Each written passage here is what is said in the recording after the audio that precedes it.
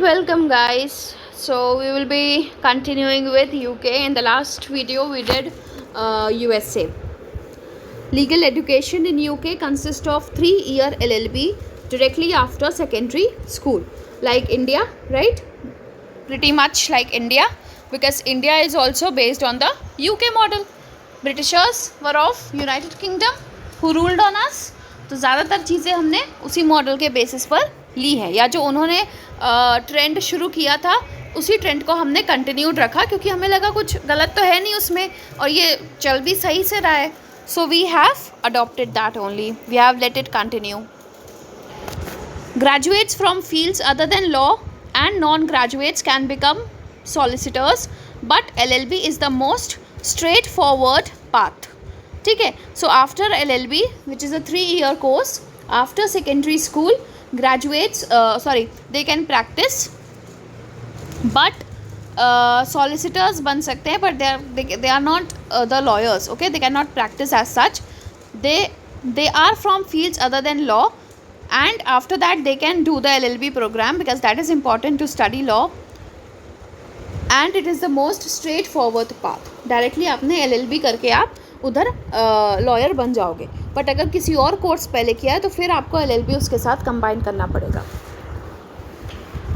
Clinical education continues after LLB through legal practice course and training contracts. So there are some training contracts or the practice course which has to be done, और वहाँ तक education continued रहती है after LLB. To become barrister, graduates are required to complete bar vocational course instead of LPC, and then seek a pupillage instead of a training contract. Though there are a number of differences between barristers and solicitors, the most significant one is that barristers can appear in all courts, while solicitors can only appear in higher courts if they qualify to become solicitor advocates. So as I have told you, यहाँ पर ये जो non graduates है, they become solicitors, right? But if they want to become a solicitor advocate,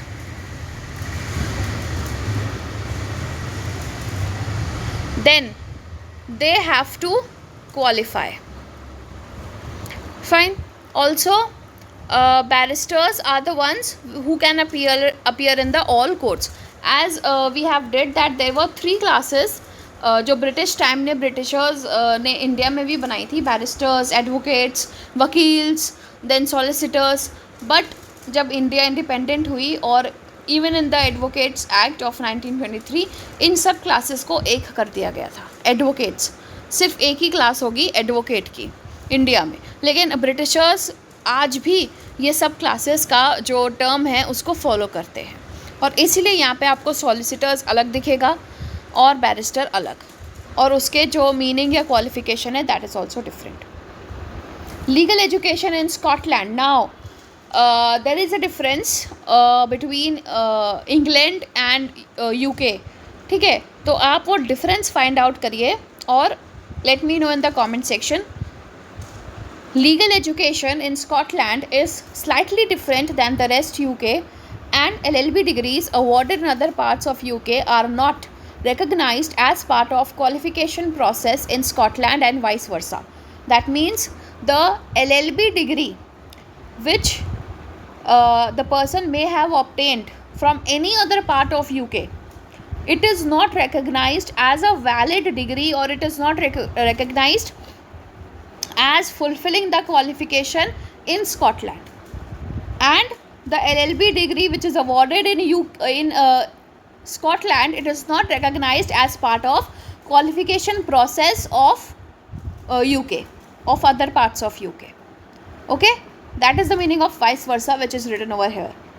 Also, this expression other parts of UK, that means Scotland is indeed a part of UK, but the qualification and law is little bit different. The most conventional route to become lawyer is by reading law as an undergraduate. Conventional means most traditional route is that you read law, and that is to get the qualified 3-year LLB degree. ठीक है, that is the most direct path. The course must cover legal research skills and 7 subjects, which are the basic subjects: contract law, tort, criminal, equity. Equity means when there is no law on a particular subject, then the courts can exercise the conscience, जो उनको reason और morality के हिसाब से सही लगे करना in a particular situation, that is conscience, and good faith, reason, non-arbitrariness, right? Conscience. Law of European Union, property law, public law. Criminal law will deal with the crimes or to give justice to the victims of such crime which are considered to be against the whole society. Equity, I have told you. Law of trust. Trust means as you may have heard कि ये trust property है या इसने trust बना दिया, तो trust is for benefit of a third person. Like for suppose if I give you an example, there is a property X, okay, owner of this property is A, but he is suffering from a disease and he feels that he is not able to manage the property well, और इस property से जो income आनी चाहिए थी वो नहीं आ रही है, ठीक है, क्योंकि वो उसको सही से मैनेज नहीं कर पा रहा. सपोज़ यहाँ पर वो फार्मिंग करता था, तो अब वो ही is not in a proper fit health condition कि वो अपनी एग्रीकल्चर को उस तरह से कंटिन्यू कर पाए.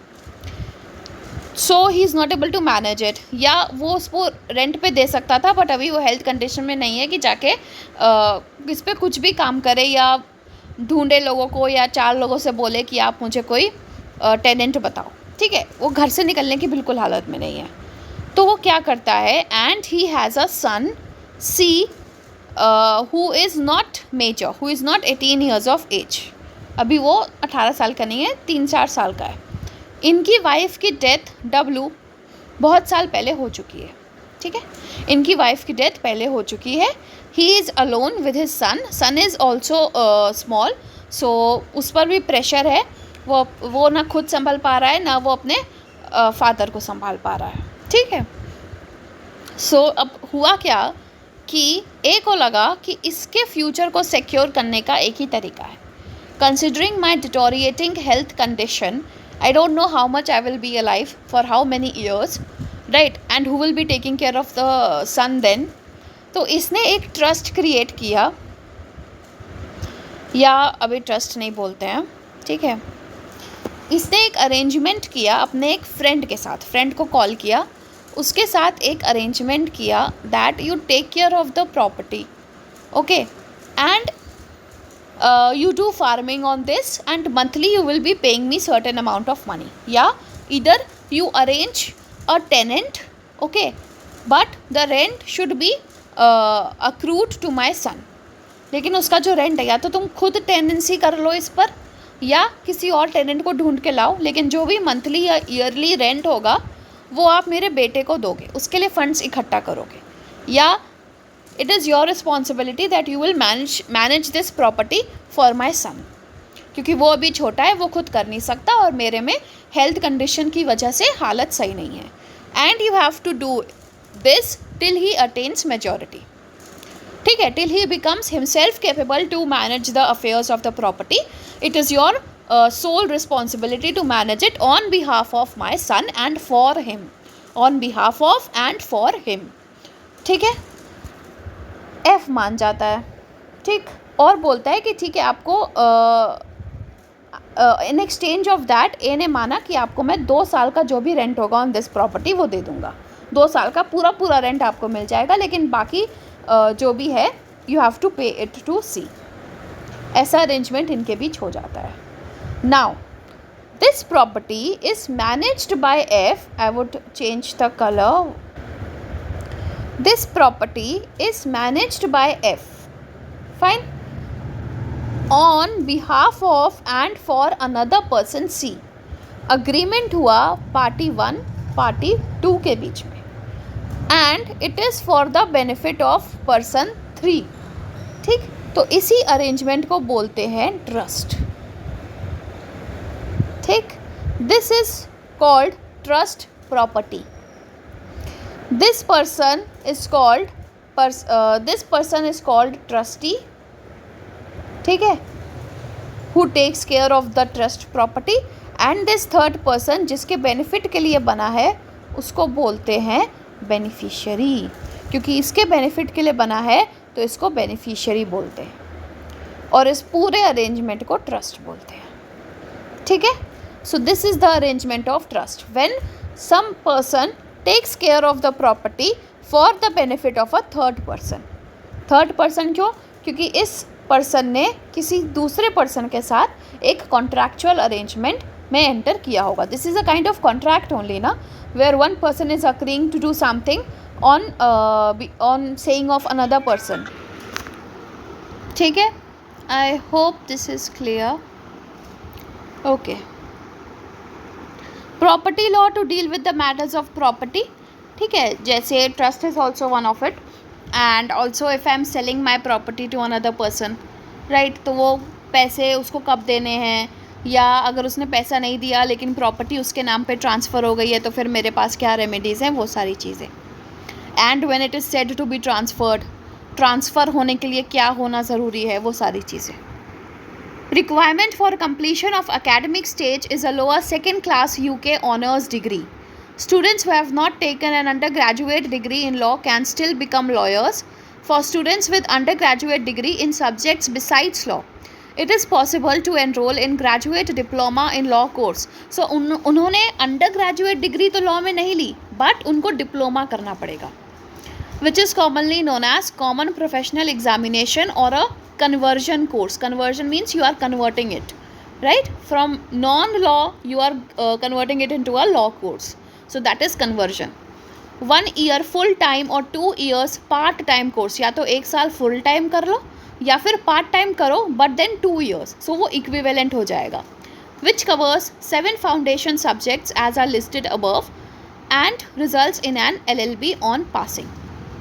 Law firms do not look unfavorably on students with non-law undergraduate degrees when recruiting trainees. तो जब वो recruit करते हैं तो non-law undergraduate वाले students को unfavorable condition नहीं provide करते, means they are treated equally. For qualified lawyers coming from outside England and Wales, it is possible to practice. Solicitors Regulation Authority does not impose any formal experience requirements, means as a formality they do not impose or they do not condition कि आपको इतने years का prior experience होना चाहिए to requalify as solicitors in England and Wales. ठीक है. To requalify means again they are already the qualified lawyers, right? That's why it is written over here for qualified lawyers.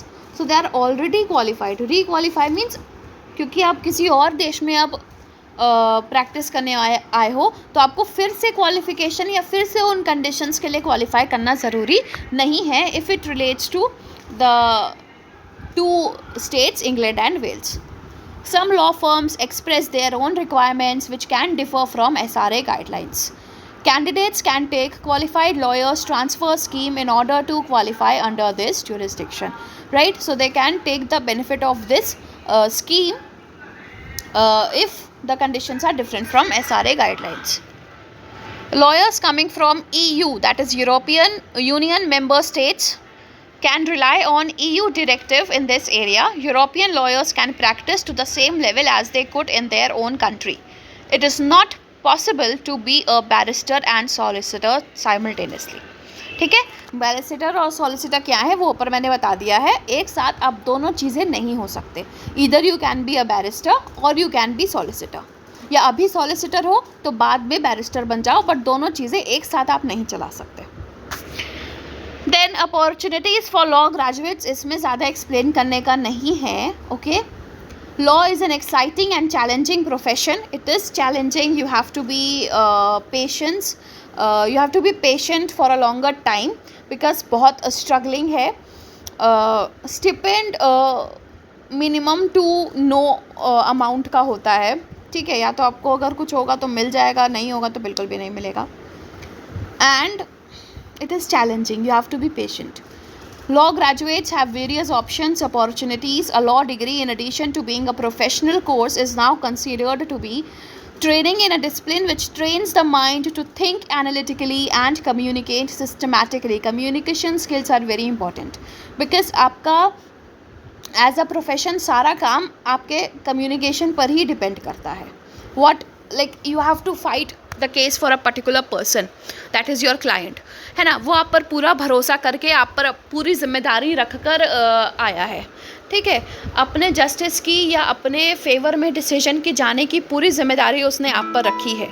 तो आप कौन सी चीज़ किस तरह से कोर्ट में प्रेजेंट करते हो, that is your sole responsibility and the examination of your communication skills, to be honest. Why? Because if there is a law provision which can go against him and there is a law profession simultaneously which can go in favor of him here is your client. Okay तो आप उस favour वाली चीज़ को कैसे present कर रहे हो कि केस मेजरली उसके फेवर में टर्न हो जाए और जज भी कन्विंस हो आपकी बात से, ठीक है. अगर जज कन्विंस नहीं होगा तो मैटर तुरंत आपके अगेंस्ट चला जाएगा. तो convincing the court, convincing the opponent, convincing the judge is very important and that can only happen through your communication skills. ठीक है. आप कौन सी बात किस तरह से वर्ड्स को अरेंज कर रहे हो, बातें घुमा रहे हो, या उस प्रेजेंट सिचुएशन में आपके ओपोनेंट ने क्या इल्ज़ाम लगाया या क्या बात बोल दी, उसको टैकल करना, उसका जवाब देना, presence of mind, that analysis, that wittiness, that humour, it is very important.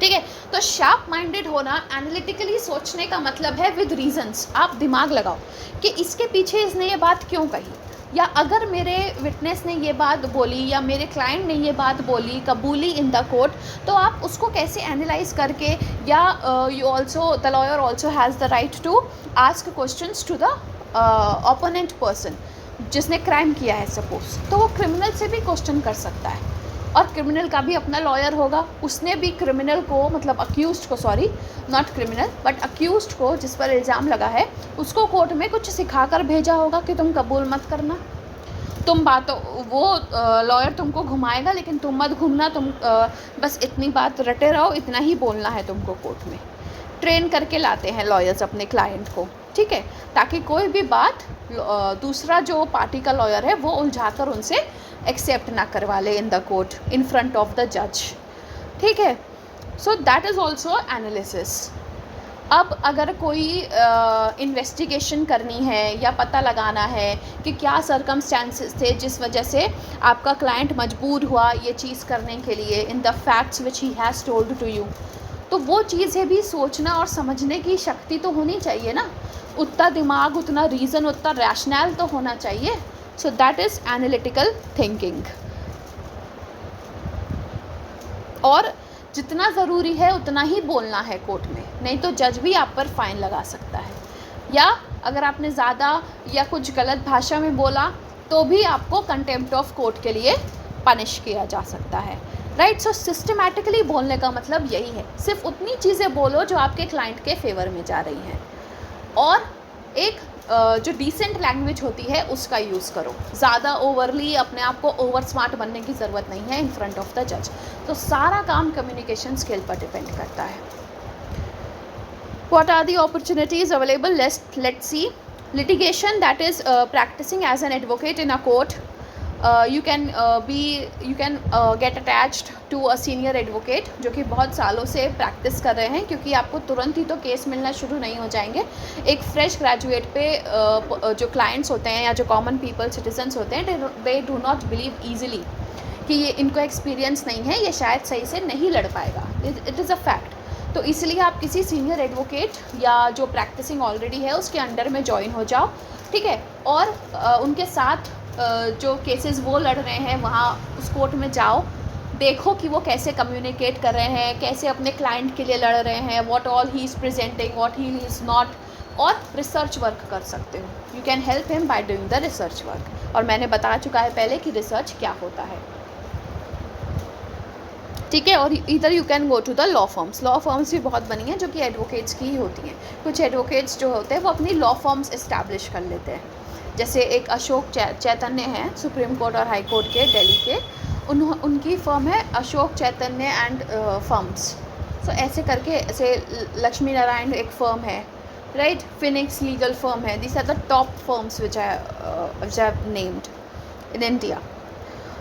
Law firms vary in size in practice areas, मतलब प्रैक्टिस एरियाज मतलब कि सर्टेन लेजिस्लेशन पॉइंट उनका एक्सपर्टाइज होता है. कुछ लॉयर्स हैं जिनका एक्सपर्टाइज है प्रॉपर्टी लॉ, दैट इज़ वो परफेक्टली और सिर्फ प्रॉपर्टी लॉ से रिलेटेड मैटर्स में डील करते हैं.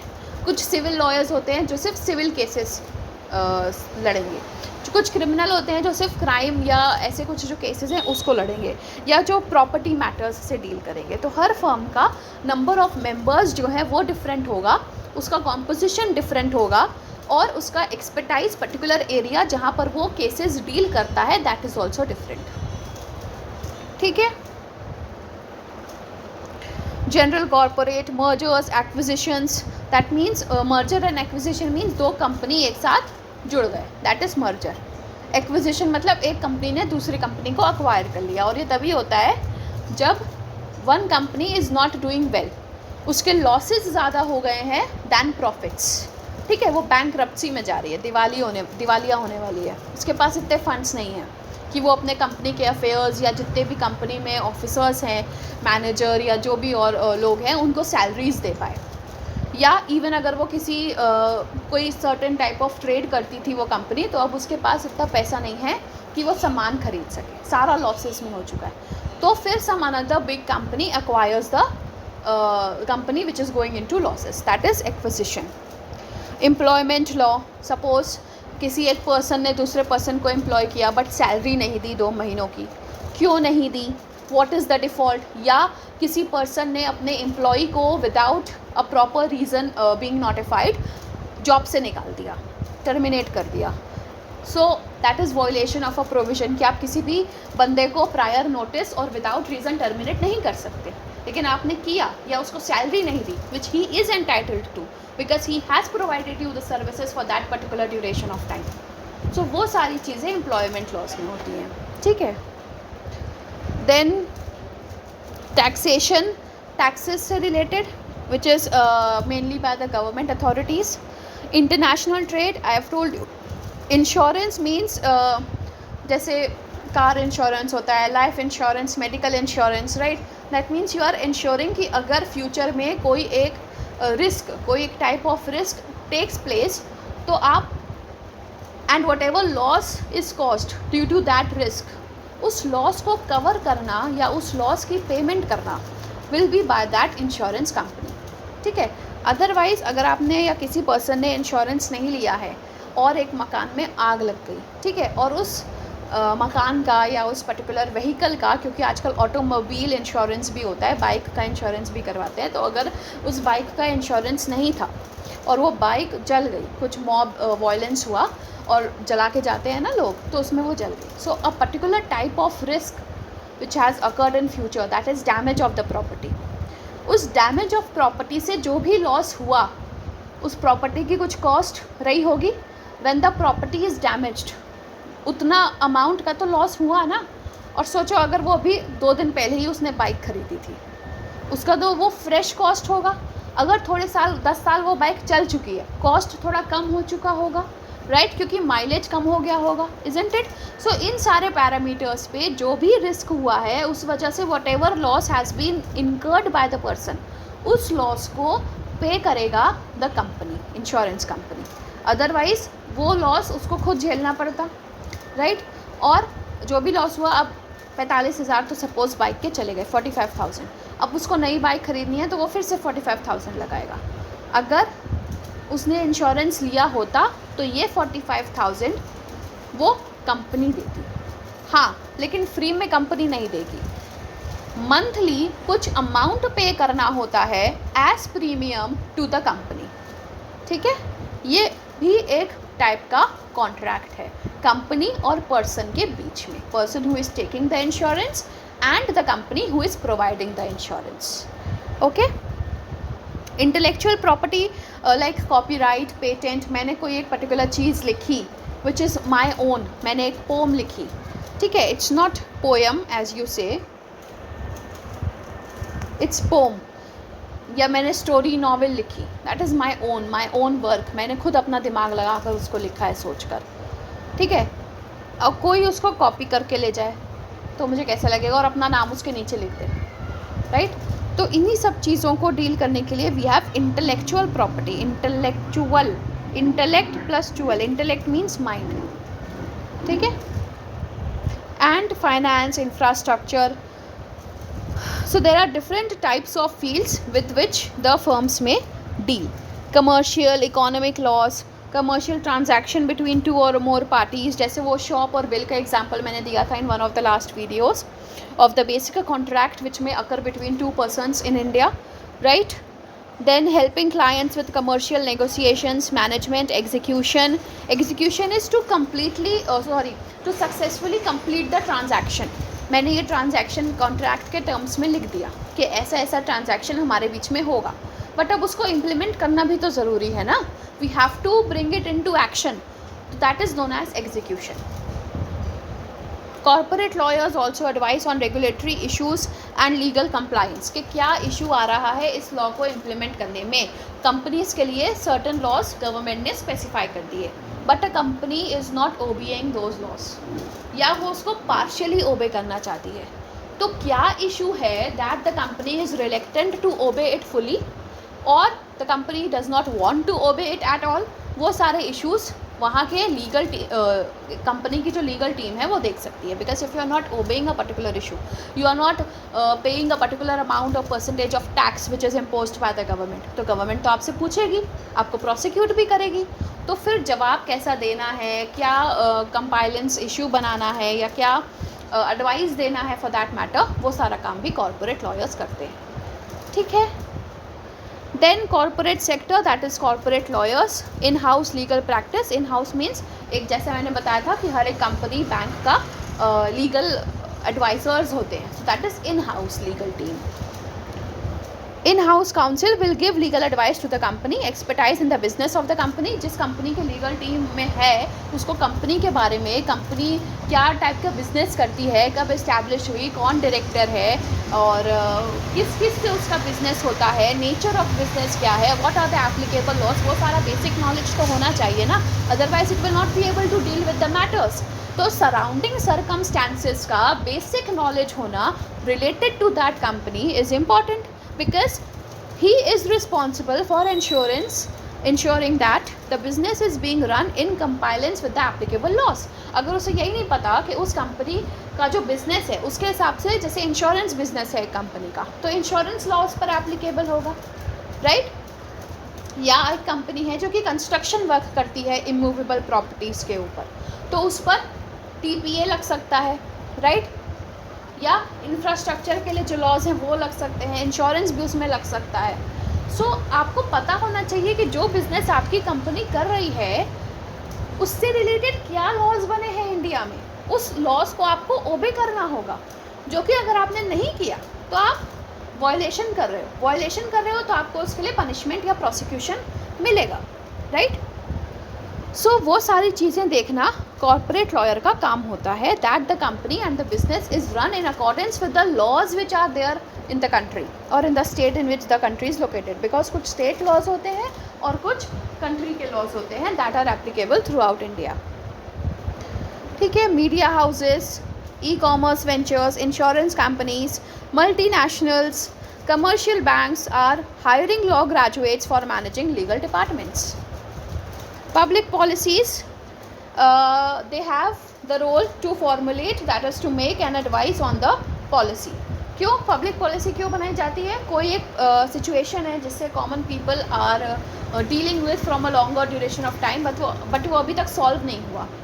ठीक है. उनका जो प्रेडिकामेंट है वो कंटिन्यूड है और आगे भी कंटिन्यू हो ऐसा लग रहा है, ऐसी पॉसिबिलिटी लग रही है. तो क्या हम ऐसा रूल या पॉलिसी बनाएं जिससे उनको बेनिफिट हो for the betterment of the common people?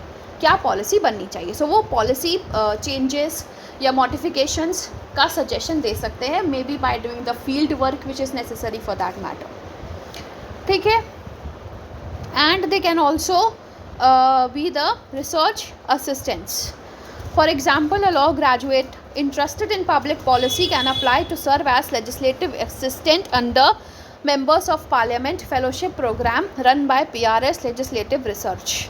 Competition Commission of India, SEBI, also employ law graduates for the field. So policy making is the work of legislative department of the government, right. तो उसके under आपको job मिल सकती है if you are interested in public policy. Then legal research, research I have told you what it is, right. So professors भी हो सकते हो. NGOs, not for profit organizations or organization with social justice orientations. That means आपका जो orientation है या आपका जो aim है, that is to provide social justice and it is not to earn profits. ठीक है. Either you are not associated to the government, that means you are an NGO, or your aim is not to earn profits but to do justice to the people, right. जैसे कुछ NGOs होते हैं जो कि free में legal advice देते हैं to the poor people who do not have means to afford it. या कुछ NGOs ऐसे भी होते हैं जो उनके लिए केस तक लड़ते हैं in the court of law. ठीक है. सो उनका मेन एम प्रॉफिट अर्न करना नहीं है बट सोशल जस्टिस है. सोशल जस्टिस क्या है? सोसाइटी को जस्टिस प्रोवाइड करना. और सोसाइटी में कौन लोग रहते हैं? Common citizens, right. So what ever they situation और वट एवर दे वॉन्ट उसको प्रोवाइड करना without taking anything from them in return. ठीक है. क्योंकि अगर आप कोई चीज़ उनसे इन रिटर्न ले रहे हो of the services that you are providing, that means it is profit, है ना. मतलब आप प्रॉफिट अर्न कर रहे हो. लेकिन अगर आप विदाउट एक्सपेक्टिंग और taking anything in return you are providing something to them, that means it is not for profit. Your orientation is social justice. ठीक है. they can be well funded organizations also. They can be small self-help groups. They can be large और a huge number of people और members हैं उसमें. और government भी fund करती है या कहीं किसी प्राइवेट जो प्राइवेट कंपनीज़ हैं बड़ी बड़ी वो भी कुछ NGOs रखती हैं और वहाँ पे अपना फंड डाइवर्ट करती हैं. और टैक्सेशन पर्पसेस के लिए भी दे show that a large portion of their income is going in the working of this particular NGO. क्योंकि NGO को खुद वर्क करने के लिए पैसा तो चाहिए ही होगा, but it is a different thing कि वो पैसा वो लोग कॉमन सिटीजन से नहीं ले रहे, बट रन करने के लिए और जो वहाँ के मेंबर्स हैं उनको सैलरी देने के लिए, या अगर this is an opportunity for you और यहाँ पर वो जॉब प्रोवाइड कर रहे हैं तो आपको भी तो वो सैलरी देंगे. तो वो सैलरी का पैसा कहाँ से आएगा? एंड इवन इफ़ कि आपको वो रिप्रेजेंट कर रहे हैं a particular client in the court, तो उसके लिए भी तो कुछ मीन्स ज़रूरी हैं. पैसा चाहिए हर चीज़ के लिए आजकल, तो वो पैसा कहाँ से आएगा? सो दे आर वेल फंडेड, ऐसा नहीं है. ठीक है. They may be general in nature, providing free legal aid as I told you, और specific areas में involve हो सकते हैं जैसे women and child rights etc. ठीक है. नेशनल कमीशन हो सकता है, NHRC, law commission for women, for childs, minorities, ये सब क्लास 11 में पढ़ा है. ठीक है. फर्दर स्टडी LLM करो, PhD करो इन द लॉ फील्ड जैसे बाकी सब फील्ड्स में होता है. Judicial clerkships and services, that is कि जजेस जो बनते हैं वो कैसे बनते हैं? कोई एग्ज़ाम पास करके in the high court, in district court, in supreme court, right. So exam दो, हर चीज़ का एग्ज़ाम होता है आजकल. जैसे मैंने बोला AIBE all India bar examination, even to practice as an advocate आपको एक एग्ज़ाम पास करना होता है. तो फिर ये तो जज बनना है, राइट. सो जुडिशियल सर्विसेज एग्जामिनेशन होता है, हर स्टेट का अपना. हाई कोर्ट कंडक्ट करवाती है of that particular state. Okay. So that you can do. And clerkships means judges of High Court and Supreme Court have law clerks come research assistant. ठीक है. तो research assistant mean the word itself suggests assist to do the research. research क्या करना है वो मैं बता चुकी हूँ. ठीक है. Then JAG officer, judge advocate general, it is the department of Indian Army. ठीक है. ये Indian Army का है और this is equivalent to being a judge of any other high court or supreme court. ठीक है. डील्स विद मिलिट्री रिलेटेड, अब क्योंकि आर्मी का है सो उसका जो एरिया है वो भी military related disciplinary cases and litigation का होगा. And provide legal assistance to army in human rights matters, क्योंकि army is dealing with some other countries, right. जो बॉर्डर एरिया से मेनली तो उसके साथ आर्मी डील कर रही है. वहाँ पर आपके एक्शन की वजह से क्या ह्यूमन राइट्स वायलेशन हो सकते हैं या हुए हैं, तो अगर उसका केस किसी अदर कंट्री ने फाइल किया तो आप उससे कैसे लड़ोगे? How will you deal with it? How will you present the matter कि नहीं हमने कोई ह्यूमन राइट वायलेशन नहीं किया? ठीक है. या कुछ भी और एलिगेशंस लग सकते हैं. Army personnels are also humans, वो भी कुछ गलती कर सकते हैं. उनसे रिलेटेड मतलब व्हाट आई मीन टू से इज़ कि जो बेसिक डिस्प्यूट्स मेन लैंड में हो सकते हैं वही बेसिक डिस्प्यूट्स बॉर्डर एरियाज़ में भी हो सकते हैं और उनके लिए जैग ऑफिसर्स होते हैं, ठीक है। Department consists of legally qualified army officers who are educated in military law. Now here, which is the law which is applicable?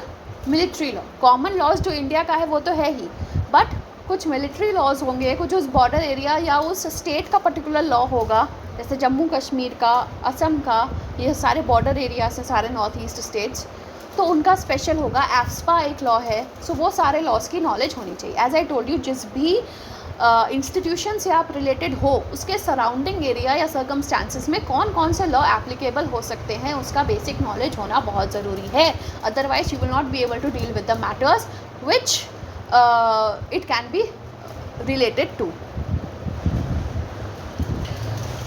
JAG is the legal and judicial chief of army and advises chief of army staff of legal matters. ठीक है, सो आपका काम सोचो कितना बड़ा। Chief of army staff को you will be advising on legal matters, क्योंकि हर बंदा परफेक्ट नहीं होता, हर बंदे को सारी चीज़ों की नॉलेज नहीं होती, ठीक है।